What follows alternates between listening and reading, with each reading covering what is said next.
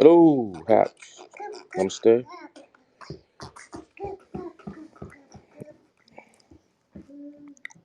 So, this is inspired by the conversation that I had all day yesterday on Facebook Messenger with my Christian friend. And actually woke up this morning. We were still discussing. Um, he asked me, "Can science talk about what it can't measure?" That was his question. When I said that the scientific method that was passed down from the Greeks and the Africans and Arabians and other people I don't know, groups I don't know. But I said this is why we enjoy the standard of living we have right now in the United States, other countries. I didn't say it's not because of religion, but I mean, truth is truth. And can science? He asked me, can science talk about what it can't measure? And I said, yes, it can. I said it's called hypothesis forming. Einstein used to do thought experiments that he called Gedankens. Professor Susskind talked about these. He's a Stanford physics teacher. And a Gedanken is an experiment that you cannot perform in real life. So Einstein, reportedly, I was told, when he was younger, before he became the old, you know, professor, imagine himself traveling with a light beam. And he imagined what would happen if he caught up to the light beam. So this is a thought experiment, okay? None of us can do this experiment. I can't turn into Atom Man, shrink myself to a light beam size, and then travel at the same speed which means basically I would become an electron, travel the same speed as a photon of light, and then make some measurement, you know, on the environment based on me traveling that speed. Can't do that. Only the mind can do that. There are an infinite number of experiments that we cannot perform. So if we cannot comment on what we cannot measure, science cannot move forward. Scientific method, I don't think people fully understand it. This is what my profession is based on. This is what my studies were based on. This is what the Greeks gave us, and this is what the Greeks borrowed from my African ancestors. So I don't think people fully appreciate the scientific method. The scientific method is what happens in a courtroom. It's why you have a defendant and a prosecutor. You have someone on each side, and you have someone in the middle that arbitrates. Okay, that would be the scientist if it were in a laboratory. The judge would be the scientist. The attorneys would be the experimenters on each side, one testing for and one testing against. It's exactly the same thing. But I forget people don't understand this because I've been doing this my whole life, and I have to sometimes backtrack and state things that I assume everybody knows. Okay. The scientific method is why we stopped believing rats just jumped out of barley bags. That's called spontaneous generation. This is what we believed in the 1800s. It hasn't been that long ago that we believed rats just jumped out of barley bags, didn't investigate their birth, didn't investigate their mothers having the embryos and eggs and the sperm from the male rats. Nope, didn't know none of that in the 1700s and 1800s. Over here, maybe in parts of Europe, we believed in spontaneous generation. This is what I learned from my science classes in grade school and high school. And we believed animals just popped out of bags. Okay? A couple hundred years ago, we believed this. Not too long ago, we believe this. Okay? Don't even get me started on religion. Don't even get me started. If this is what we believed about science, but we know what God wants, right? Anyway, God didn't want rats to pop out of barley bags. That's not how he designed it. And someone had to question it. And then someone had to say, here's the funny thing though.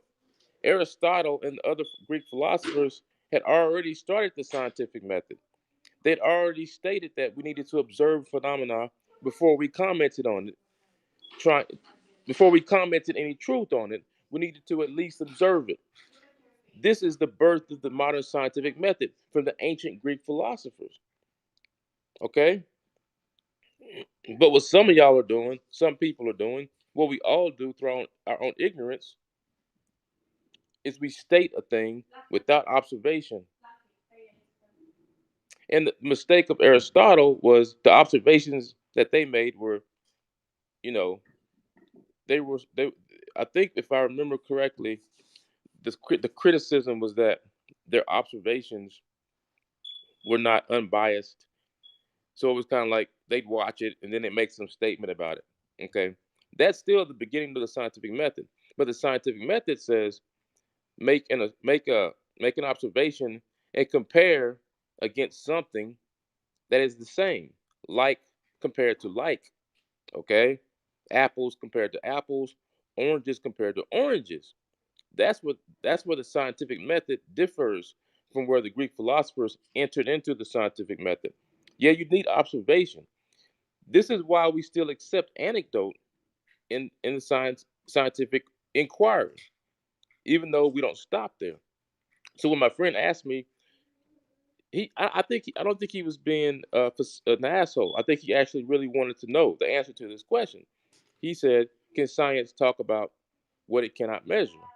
If science couldn't talk about what it could measure, we wouldn't have electricity. We wouldn't have any medicine because nobody can see an atom. Okay, not the components, can't see the electrons, can't see the protons, can't see none of that. Yet we have molecular biology. Okay, so it's just the untrained mind that thinks this way. Okay, the untrained mind thinks this way. So what is my point with open-mindedness? Open-mindedness comes from knowledge, man, wisdom. When you understand the history of how we got here, you don't just flip on the light switch every day and go, "Whoa, that's nice." Do you know where it came from? Do you know where this material right here came from? You see this right here? That looks like a bearskin rug. This is all synthetic. This is not animal skin. That's synthetic. Do you know the history that it took to create that polymer? That polymer that created the nylon, the plastic-based science, the thousands of years of scientific inquiry that it took for you to step on a fake bearskin rug. This is the ignorance that I'm talking about. Because people who aren't of science don't understand that the scientific method is far more than a religion. It is a way of testing reality, unbiased, getting my own ego, even with my own ego, even with my own ego, which tells me wrong information. It says rats jump out of barley bags. That's where they come from. People actually walked around and believed that, and they were happy with that explanation. And they probably wrote that explanation in books until someone said, "Hold on, let's put the barley bags in a room and observe the barley bags in a crate, a wooden crate." And they did. And they looked and looked and looked. And amazingly, after, let's just say, 3 weeks of watching these barley bags under close observation, they noticed, "Oh, look, there are no rats. Let's put some grain in there. Let's feed the barley bags. Let's put some grain in there. Let's put some water in there. Let's fluff it up. Make it nice for the rats. Let's keep looking at it." Now you've changed two parameters. You've added grain and water and barley. Okay. Now, a scientific method, I would have another room with another barley bag in it that I wouldn't do anything to. Okay. You have a control group and experimental group. In modern science, but it came from ancient observation that we needed to observe nature and the phenomena before we made comments on what was going on. In other words, we can't just sit here and use philosophical inquiry or just Godonkin thought experiments, which is a direct child of philosophical inquiry. Einstein's thought experiment came from the Greek philosophical way of inquiring. So, this way of looking at reality leads to open mindedness because, in the Eastern way of thinking, you have to compare everything, look at everything that is happening in your mind unbiased. So, you become the control group and the experimental group because a part of you is pristine and a part of you is defiled with delusion and ignorance. So the pristine part can observe the defiled part, okay? And it can make comments on what it sees. Scientific method. And no, you don't. People like to make the people that want to appear like they're really really smart and purists. They will say things like about string theory. The other day I was on YouTube commenting on a video that I commented on 20 years ago, and the guy made a comment, yeah, but you can't test string theory. And I was like, yeah, you're correct. We cannot test string theory, but um, we can use our minds and use thought experiments and inquiry to get us closer to the truth. That's the point. No, we can't build a particle accelerator the size of the whole known universe, which is what will be required to test string theory to get the amount of energy required. I doubt very seriously that will happen.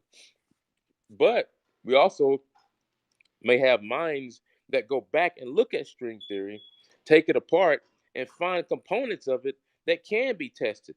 It's not done yet. This this naysayer mentality goes way back. And then people like Einstein say, yeah, but I could imagine myself as a light beam. And based on my knowledge of what would happen at that speed, because what Einstein said is that if I were traveling with the light beam that bounced off of the clock when it was 3 o'clock, when I was next to the light beam, if I looked back, it would always be 3 o'clock. So time would appear to freeze if I traveled with the light beam. And guess what? Based on his mind imagining this experiment, a Godonkin, we were able to advance science to create Einstein's theory of relativity. Okay? So people that want to be purists or whatever, they're just hypocrites because they don't understand the history of the scientific method. They memorize something out of a book they learned in science class. They want to appear like they're smart to people on social media. So they say, well, that can't be tested. Ha ha ha. Like you really understand string theory because I don't fully understand it. And I did sit in the classroom at Stanford in front of Professor Susskind, one of the inventors of string theory. So if I don't understand the whole theory, parts of it, yes, because of my background in chemistry, but parts of it, no. Okay. But I understand the basis of the theory. I understand the underpinnings. I understand its roots. So there's a whole lot of learning that happened without me being a string theorist. Okay. But I'm just telling you, y'all know how people are, man. The ego is a motherfucker. People want to appear to be smart. They say shit that they don't understand, and they're not honest about it. And they'll say that yeah, the rats just came out of the barley bags. That's where rats come from. And they'll be cock diesel sure about it. And they'll go hundreds of years passing along false information. So the ability to remain open-minded is a scientific endeavor. Make no mistake about that. Let's forget religion today, baby. Forget it. Let's talk about these polymer-based rugs. Let's talk about this flat screen TV I have over here. Where did that come from? Every time y'all flipping switches out here and turning knobs, you using my religion, science. It's simple as that. It's simple as that. And any religion that I used to better my environment and myself has to adhere to the same truths that I learned from the scientific method. Because otherwise, what I was taught is people will make shit up and say rats pop out of barley bags. This is fact, not fiction. Open up your mind. When I say open up your mind, it means empty your cup, empty your glass. That's what I told my friend. I said, I was young once. I thought I knew everything. I said, now I know that I know nothing. And when I know nothing, it's a statement of emptiness. The scientific method is a statement of emptiness. Why? Because we have what's called the null hypothesis. The null hypothesis is the basis of experimentation, right? It says there is no difference between this group and that group. Therefore, the experimental factors that I'm trying to test don't have any significant effect on the test subject. That's the null hypothesis. The null hypothesis sounds a lot like Buddhist emptiness. It sounds a lot like the emptiness we talk about in Buddhism, which says basically this is because that is. That's what it says. It doesn't say nihilism. And my friend did use that word nihilism. Again, people not understanding what is being said is the basis of ignorance. And then people respond, and the sage sees the ignorance, but what can he do about it? If the student doesn't understand the basis of the thing he's talking about and he responds, you right, that's his own ignorance that's coming out. And the sage can either sit there and debate with the student for a lifetime or show the student by direct action or just choose to let the student bask in his own ignorance until he learns through suffering. This is why suffering is such a big thing because it definitely 100% arises from ignorance. Okay? It's a great teacher. But, in Buddhism, you could go many lifetimes of suffering. Who knows? Millions of years, thousands of years, I don't know. A long time. Because the observations you make about reality are not based on equanimity, right? They're not based on comparing apples to apples and oranges to orange. Because these are all philosophical statements about equality and balance, you see? To put things together, you can't always read it in a book. Sometimes you have to have a certain amount of knowledge, and through your own inspiration and enlightenment, you see what the thing is. But I will tell you this: it's based on at least one truth. This is science, because science builds. It builds. Someone discovered you could heat oil to a certain temperature and extract things from it and create some waxy substance called plastic. That observation led to someone saying, I can make a fake bearskin rug out of it and not kill the polar bears. Hmm, happy for the polar bears. Science saves, right? Make no mistake about it. The scientific method is a direct reflection of the mind of God. It's not just by coincidence that doctors spend every day saving babies' lives. And what happens? People take it for granted. This is the problem. It's like turning on the light switch. You take for granted. Every time you hit that light switch, light comes on. Every time you hit that button, PS4 comes on. But you don't understand the thousands of years of scientific inquiry and testing and experimentation and honest inquiry that led to honest outcomes, measurement of outcomes, data that it took to get the truth about how do I build a PS4? How do I build a flat screen TV? How do I make a bearskin rug? The same type of process is necessary for a human being to look inside their own mind and make any sense of it. You don't go from a chaotic system to a system like science without understanding why you need to and gain any enlightenment. Okay, you have to understand that just looking at things, making observations by itself doesn't get the job done. Because we did that once, and we believe rats jumped out of barley bags for I don't know, hundreds of years. I know it sounds crazy. And we had already had the European Enlightenment, so it's not like knowledge wasn't out here, and people still, with the amount of knowledge and self inquiry that we had learned from the Greeks, they still came up with the theory that rats jump out of barley bags. And a lot of y'all who picking up religious texts and things like that, you're coming up with the hypothesis and you're basing your life on false beliefs like God jumps out of barley bags, so to speak. And you're not using the tools that came from the divine inspired mind that gives us the tools to save the babies.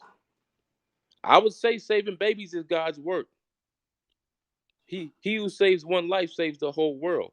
A Yiddish Jewish saying from the movie Schindler's List. My friend told me that the Jews took the gold out of their teeth and melted it down and made a ring for Schindler. And inside the ring was inscribed, "He who saves one life saves the whole world," in Yiddish, the Jewish language. It's wow, wow. He who finds one truth through that process can find all truth, right? So open mindedness is based on wisdom, knowledge. And the saying, empty yourself because your glass is too full, is a way of life for a scientist. Every day he goes to the lab, he's got to, because he doesn't know what he's going to find out that day when he's testing his subjects. He doesn't know. He can't go in there because of the fight he had with his wife and just start making shit up because he's pissed off that day. That happens because we have things called biases, and a bias ruins an experiment, and it has to be found. How many biases do we have as human beings towards the facts, towards truth? The scientific method is an inspired way of looking at the world, and open mindedness is required to find the truth. So, no matter what you think you know, like Suzuki Roshi said, Zen mind, beginner's mind. Each day, each moment, we're beginners. Internalize this truth, embody it, and utilize it, and your life will become better. Suffering will decrease for you and everyone around you, and beings and other, according to Buddhism, which I believe. I believe all truth, Christian, Buddhist, whatever. Beings from other dimensions will sit at your feet to learn truth and be inspired. It's beautiful, it's amazing, it's mind boggling. That's why I stay open, because the beauty of truth inspires me more than anything else I've ever encountered in this life. I'm out. Namaste. Keep it 100.